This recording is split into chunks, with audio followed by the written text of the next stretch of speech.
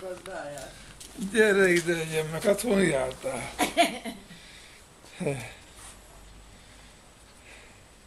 Felugrik az emberek a vállát. Így félmászik, nem. Tessék csak feltenni a vállára, megáll most? Nem tudom, biztosan. Na, tucus? Na. Na? Csak most már mindjárt leül. Na? Szervusz. Keresi a helyét. Na gyere, Érzi? gyere, gyere.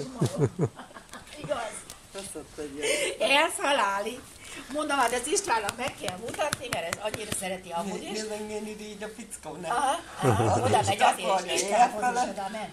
De nem az, hogy iréli most, hogy nem vele játszik a A macska. gazdája. A kis macska megverte! Na, Gyermek! De most hoztál kutyát, a kis látod, hogy az a ember farkát. hogy, A farkát. hogy vele foglalkozik, Csak a farkát. a macskával.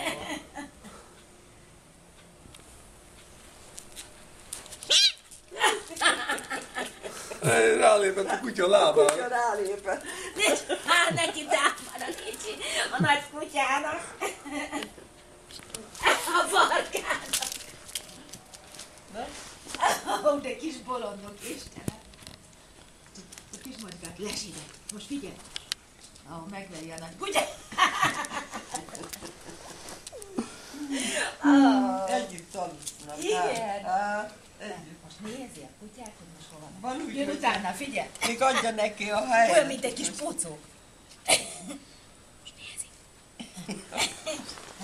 Hátulról jön, hogy a farkát megközelítse. Farkával De jó játszom. elment. De jó elment. Túlfutott. Jaj, halál. Mióta falon idén. De olyan érdekes volt, hogy a falat érezze, úgy szaladt végig a tövé. Ment a falkához, most is. Most nem billenkezik. Rátapos. Mindent csinál, csak Hát. azt, amit kér. Ez egy kis töltött káposzta, nagyon szép kis macska, kis érdekes. Nem, ugyanilyen volt kicsi korában az apja, amikor elhoztuk. Igen. Akkor itt nőtt neki, figyeltük, hogy nőtt.